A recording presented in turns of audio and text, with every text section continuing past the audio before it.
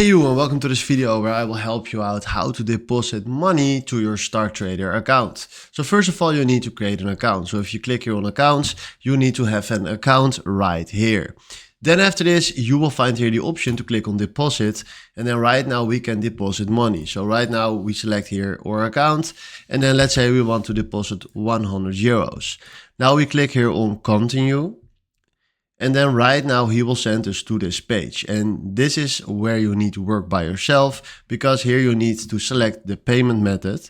So let's say we want to do credit or debit cards, then we do continue. And then right now you need to fill in all your credit card information right here. So we click here on I've read and understood everything. And then you can click here on pay now, do the following steps, and then you deposited money to your account. So this is exactly how this works. Hopefully this was the video where I was looking for. Thanks for watching and have a wonderful day. Ciao.